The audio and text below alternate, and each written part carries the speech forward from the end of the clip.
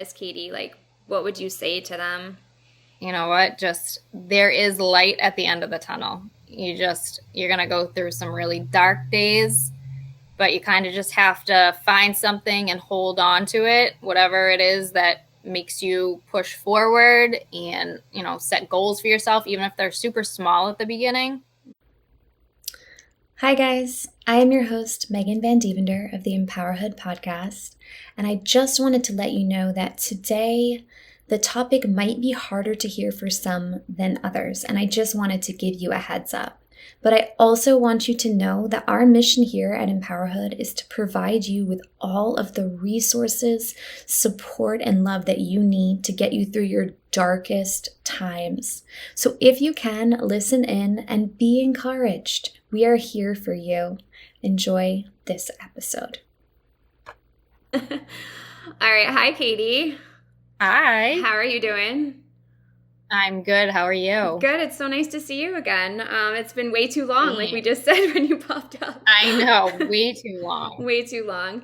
So everyone tuning in today, we have Katie Costello here, and Katie and I go way, way back to God. I was like in my early 20s, so you must have been I was a teenager. Yeah, that's wild. So a long, long I was still time in ago. high school. Were you? I mean, I know you're younger than me, so yeah, you must have been in high school. That's wild. Yeah, I was in high school. Yeah, I was seeing if the beauty industry was for me. Yeah. That's how I landed at Trade Secret. Yeah, that's true. Oh, that's awesome. Well, it's so nice to have you here. Thank you for joining me. Thank you for having me. Yeah, so we are going to touch on a really hard topic today, and Katie is going to share her experience with us on addiction, loving someone that has addiction, and in Katie's case, ultimately losing her partner to addiction. So Katie, before you jump into your incredible story, why don't you start with a little bit about you? Who is Katie? So I actually have a farm, and that is my happy place. Our farm is Old Grove Farm, and we do pony parties here. We breed goats. We have chickens. We actually just hatched some baby chicks. We do unicorn meet and greets. And I also just started boarding other people's horses. So this is what I live for. I love the animals. I love having our kids to be able to grow up on a farm. It makes me so happy. That's amazing. I do remember you always loving horses and, that type of stuff.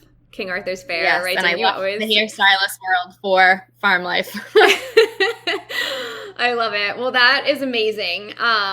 So that takes up, I assume, a lot of your time, right? Besides your children. It does. Yep. I left my full-time job and I just do the farm now, which is pretty awesome. Yeah, that's amazing. All right, a lot more freedom. Yeah, for sure. All right, Katie. So let's get into, the hard part. Why don't you tell us about your experience? You can start from the beginning or wherever you feel comfortable.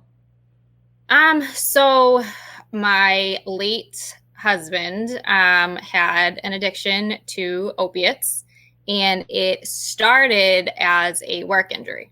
So it didn't, it wasn't just like somebody trying out a drug and being addicted. It started as a back injury, and then the doctor kept prescribing, and, anytime he said he was in more pain and he would like more medication, the doctor actually gave it to him.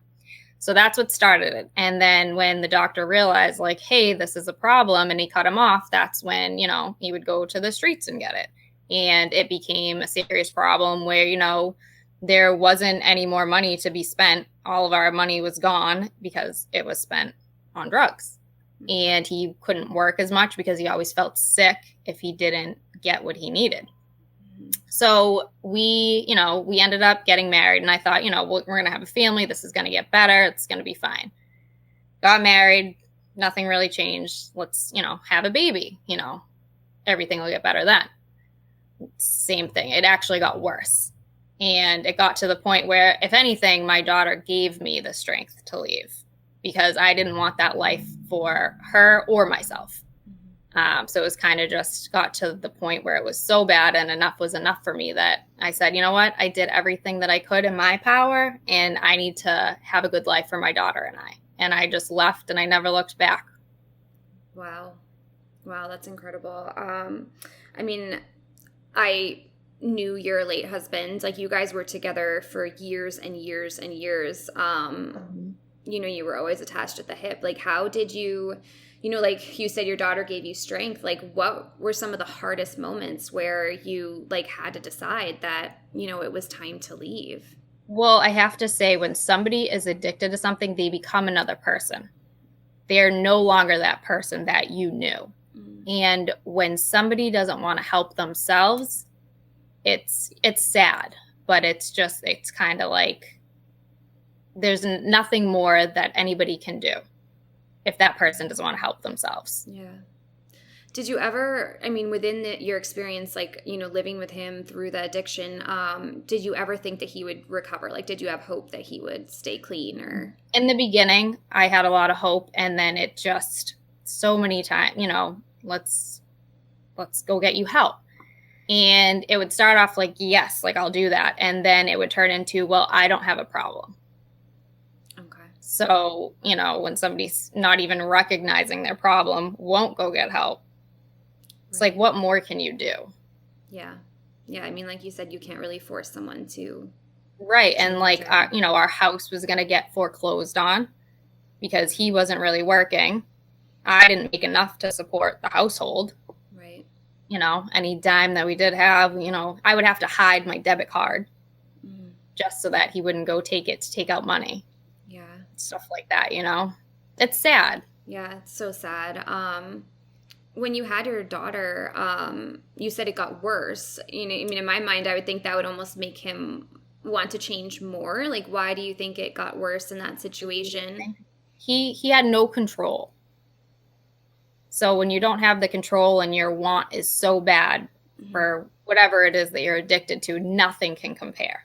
Even, you know, your own daughter. And he loved her. Yeah, of course. But it wasn't enough. Yeah. Yeah. That's crazy. So when you left, you know, did it get easier for you? Like when you were away from me, him? It did. So I left knowing I did everything possible. So I have to say I left pretty strong, and I just knew that I wanted to give my daughter the best life possible. And I think I was working like 60 hours a week at that point. I moved back into my parents' house, which I'm so thankful I have such a great support system, because, you know, without a support system, I feel terrible for anybody that would have to go through that without a support system.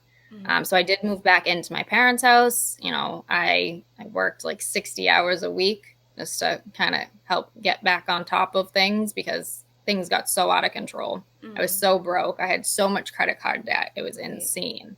Yeah. So, you know, I just kind of started at the bottom and had to work my way back up. And, you know, my daughter was just my main priority. Right. How old was she when you left? She wasn't even 2 yet. She was probably a little bit over 1.5. Okay. And how many years did this go on, Katie, that he was working through, you know, the addiction? Oh God. At least 5, maybe 6. It was a long time. Yeah. But it didn't start out crazy at the beginning. It was kind of like, okay, like it was a work injury. He's prescribed this medication, and you don't really think too much into it. Right. You know, it's when he would start, you know, if it wasn't enough, whatever the doctor was prescribing wasn't enough. And, you know, he would get sick or was super agitated and just couldn't get out of his own way. Right. Oh, that's so hard. Now, how long after you left did he pass away? It was, let's see, it was less than a year after, actually. Wow. A few months shy of less than a year, yeah. So your daughter's like under the age of 3. You know, it wasn't an overdose. It was it took such a toll on his body that his organs basically couldn't function anymore. It was a simple, he got pneumonia, and his body could not fight it off because of the damage that was done from the years and years. Correct. Of abuse. Yep. So excessive opioid use at the end of the day is. Oh my God. Yeah. Wow. Now, when this happened, like, were you kind of expecting it, or like what went on in your mind? Um, the shock was still there, and I just couldn't believe that now my daughter did not have a father. Not that in the back of my mind I didn't think that someday it would happen, because I mean, one person can only go on so long Right. on a streak like that. But it was just the fact that it actually happened. Yeah. And now my daughter does not have a father. Right. It's just, you don't wish that upon anybody. No. It's just terrible. Oh, I have And she goosebumps. doesn't, she was so young, and she's only 8 now. So she still has to know. She just knows that he got sick, and we say the angels took him to heaven so that he could feel better. Yeah. So that's, the story. She doesn't really ask too much more than that. And that's the story that she knows. And when she gets older, she will know the truth. But, that's far down the road. Right. Right. Now, did she see him after you left, or like, did she have any time with him? Yeah. Like, So, okay. she still got to spend time with them. He moved back in with his parents, and, they were always there taking great care of her. Thank God. Yeah. Because, he wasn't always with it. Right. So, if he didn't have them there, I don't know that I could have just been like, here's your daughter. Like, I don't Right. think I could have done that. Yeah. Yeah. Well, that's But good because that, they were there, I knew that she was safe. right. Yeah. Well, that's good that he was able to have, that time with her that he Yes. did. Yep. I mean, I'm sure your daughter doesn't remember any of it. She doesn't. She just remembers like things that people tell her. She still sees his parents all the time. Good. So they're very much in her life still, and they share stories and pictures. So she has that. Yeah, that's amazing. So, Katie, you said after all of this, you moved back with your parents, you started from the bottom. Now, where are you today? Like, how did you get there? Like, what did you do? So I met my now fiance, Michael, who is absolutely amazing and a godsend. We bought this farm together. He was not a farmer in the least bit. This is all new territory for him, and I have to say, it's like he's been doing it his whole life. It's crazy how he just embraced it, and he knew how much it made me happy, which makes me love him even more. And we're having a great time, and we have little Nash now together. Yeah, so, I can see the picture of your kids actually right behind you. So he has children too, right? Nash needs to get added in. So he had 2 children from a previous marriage, and then you had your daughter. Yes. Okay. Yep. He actually has 3. He has an older son, Mikey, who he had when he was in high school, and Mikey has his own family and lives in Virginia. So we don't get to see him as often as we'd like, but so he has Mikey, Riley, Mason, and then we have Nash together, and I have Melania. Okay. Wow. So congratulations on baby Nash. He is just so adorable, and I love seeing you so happy. It's so inspiring, and I know you've worked your butt off, to get there. How many years after what'd you say? Life can get better. It does get better. It's just, Yeah, I mean, what would be your advice to all the moms out there or women going through this, Katie? Like, what would you say to them? You know what? Just, there is light at the end of the tunnel. You're going to go through some really dark days, but you kind of just have to find something and hold on to it, whatever it is that makes you push forward, and, set goals for yourself, even if they're super small at the beginning. Even it's as simple as paying off this credit card, and then we're going to go from there and decide what to put our money towards next. Just small goals until you can get to where you really want to be. Right. Now, I mean, you obviously left the situation. Do you think that is necessary in all of, these situations? Maybe not all. In my case, I definitely felt like it was necessary. I feel like if you have done everything in your power to, help somebody, and at the end of the day you are getting dragged down, or you and your kids, which was my case, it's not worth it. Those were the darkest days of my life, and I felt a weight lifted off of my chest when I left. Okay. Now, while you were kind of coming out of the darkness, working 60 hours a week, did you ever imagine yourself, being where you are now? Like, did you have dreams, or like what kind of kept you going? I couldn't imagine it then. Like I said, you definitely have to take it baby steps at a time when you're in the situation, because it's scary. I am so thankful that I have an amazing support system. I don't know how the women do it that don't, because I definitely counted on my close friends and family for sure. Okay. Some of them didn't even know what was going on. Yeah, I was going to ask you, did you keep it a secret, or was it like known? I definitely kept a lot in, because in the back of my head, I always thought, he's going to get through this. He's going to be fine. And I don't want people to basically hate him. Like, I always felt like I was covering up, lying where he was, where he wouldn't show up to like a family event because he just didn't feel good. I'd be like, oh yeah, like he had something to do, which was a lie, Right. Did people start to notice that he was like missing? Oh yeah, people definitely noticed. Yeah. And then he, if we were somewhere, he would disappear and, come back, 15, 20 minutes later. Oh wow. Yeah. That's so hard. Now today, like with your, you're going to get married again. Like, how did you guys meet? Like, how open were you to a new relationship? So my jobs at the time where I worked at a doctor's office full time, Monday through Friday. And then I worked at a restaurant and bar. And that's actually where I met him. Okay. He happened to own the building of the restaurant that I worked in. Okay. And, it just started off as a friendship, and we would just talk, and then, it progressed from there, and it's a blessing that I met him. Yeah. Now, when you first met him, like, were you even ready for a relationship, or? No, I was not looking. Okay. I was just focused on my daughter and working, and that was it. Yeah. And it's just one of those things. It's like meant to be when you're not looking for it. Yeah. It just kind of happens. Yeah.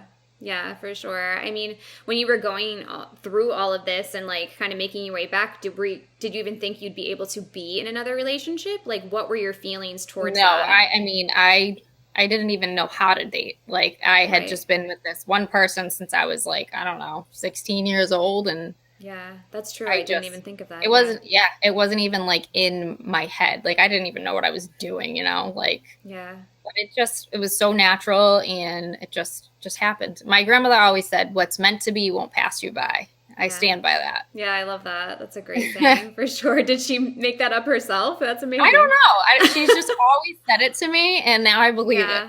Yeah, that's so cool. I also think it's so amazing, too, that, your soon-to-be husband, has this family that you guys just meshed so well together. And now you just have this, like, huge, even bigger support system of your own, right there on your little farm. And I love that. It is pretty amazing. Yeah, we're definitely one big blended family. Yeah, I love that. So I have a couple more questions. So in 5 to 10 years, where do you see yourself? I see myself still here on the farm. I would love to have a little backyard lesson program. That's my next adventure. Okay. I grew up riding at a barn that was kind of like my second family. And I want that same thing for other kids here. Okay. So that's the goal, is to have a little lesson program and just make the farm bigger and better. That's amazing. I love that. Now, anything else that you can add to, people going through this right now? Like, what would be your top 3 things that you would tell someone? There is light at the end of the tunnel. Just, you have to see through the darkness and stay strong. Okay. It's, find something that gives you strength. If you don't have kids, find something else that gives you strength. You need some sort of purpose to get you through. Are there any programs or anything that you used during this whole experience? So no program. I mean, there was definitely like, oh my goodness, I'm drawing a blank on what it's called when you go to the place, like a recovery place that, addicts can go to. I think I reached out to 3 different ones, and, every time I reached out, everybody was super helpful. It's just, I couldn't get him there. Right. The closest I got was bringing him to one of the recovery places, and he, got out of the car, went in, looked around, and said he wasn't going to do it. Okay. And you can't, how do you force a grown man, Yeah. Yeah. So that was the closest we ever got. And then, I had made some other calls, got even like a free scholarship bed, and he wouldn't take it. Okay. Now, with your child, like, how did you feel like you needed to protect her? Like, what would be the best way to keep your child out of it? Leaving. Okay. That's how I felt. I needed to pull us both out of there completely, and not have anything to do with that, because then you're dealing, you're getting whatever you're addicted to off of the street. Now you're surrounding your family with that type of life and those people, and it's not something that I was comfortable with or I wanted. Right. That's so hard. So tell us where we can find you, Katie. Where can we find you on the internet? So we have Instagram and Facebook. It's Old Grove Farm. We spelled old the old way, so it's OLDE. Okay. Yep. So Old Grove Farm, and we're located in Plimpton. Okay. And it's right where your house is, right? Like, is it connected to your house? Yeah. Yep. Our house is on the same property as our farm. And if you need a pony party, or we do little girls come dressed up as princesses, and we do unicorn meet and greets. It's wicked cute. Okay. Yeah, that's really cute. I think I saw that on your Instagram, so people can check that out and find you there. It's Plimpton, Massachusetts. Yes. Correct. Yep. Okay. All right, great. Anything else that you would like to add, Katie, to everyone listening out there? I mean, I'm so proud of you. I feel like you are seriously one of the strongest people I know. I can't imagine going through all of that. And, I love seeing how strong your daughter is. Like I say, I always feel so blessed that I have a support system. It's just so important to surround yourself with people that love you and want nothing but the best for you. So in any case, a lot of people, I think, stay isolated, with this information. And so would you recommend to tell your family? I think that it's, even if you don't tell your whole family, have maybe a couple people that know what's going on. I think that is super important. I did have a best friend that she did know everything, but my parents didn't. Yeah. I actually, one day, I just they were living in Colorado at the time, because my dad used to travel for work. So they were living in Colorado for 2 years. And one day I called them and I said, I just bought a plane ticket. Me and Melania are coming to you. And that's when I told them everything. Okay. And then I don't know if it was that same week or that same month is when I left. Okay. Oh, so you waited a while then to tell them. Yeah. Now, when you told them, did they know? Like, were they like, we knew something was going on? They didn't know the extent of it. Okay. They knew some things, because you just can't hide everything. It's, Yeah. Well, like you said, if he's not showing up for certain things, that's really... It's like you only put cover for him so much. Together. Yeah. Yep. So they knew bits and pieces, but not the extent of it. And it was, why didn't you tell us? Like, upset that I was going through it alone, and all that. But it is like you said, like, you did everything that you could. So there's really no shame in it, right? Like, you did everything that you could. You can't change him. Right. You walk away, and for me, I walked away and I knew that I did everything that I could without completely drowning myself. Mm-hmm. It's not worth it. Yeah. Do you have any Especially regrets? When kids are involved. Like, regrets, like when you were going through all that? Do you wish you could have changed anything that you did? I don't. Yeah. Because I'm living life knowing I don't have any regret. Mm-hmm. I know that I tried my best. Mm-hmm. And at the end of the day, I just wanted a good life for my daughter and I. Yeah, and you got it. Yeah. So, all of your advice is really get support. Don't stay isolated, right? Put yourself out there and just do everything that you can. And also, don't be afraid to leave. Yeah. I don't want other women to have that guilt that maybe if they stayed, things would have been different. They might have been worse if you stayed. You don't know. Yeah. Yeah, you really have to look at your situation and just do the best that you can and make the best decision for where you are right then. Yep, absolutely. Yeah, I love that. That's so good. All right, Katie. So I'm going to link your barn below and your Instagram. Are you open to people reaching out to you if they... Oh, yeah. Okay. All right, great. Well, thank you so much. I know it's hard I'm sure, to share this story. I know you're an open book about it, but still, it's not easy at all. And I really appreciate it. And I know all of the women out there listening, I'm sure, will be really encouraged by your story. Whoever needs it, I'm here. All right, great. Thank you so much. And it was really so great seeing you. I know, you need to do this more often. I know, right? I need a pony party. I don't live near you anymore. Come on by. Actually, it's funny. Older people are like, do you do like 30th birthday pony parties? I'm like, maybe I should get a bigger horse. That's awesome. I love it. Well, hopefully I will talk to you soon. Yeah. All right, Katie, thank you so much. All right, thank you. Bye. Thank you so much for tuning in today. Empowerhood is brought to you by Flourish Everyday Coaching. Check them out in the link below. And again, thank you so much for being here. We really appreciate it. If you could take 60 seconds of your time and leave us an Apple review, this helps share the news about this podcast and help women all over the world. If you want to see the video version of this podcast, you can go to our YouTube channel and subscribe there. Thank you so much, and we'll see you at the next episode.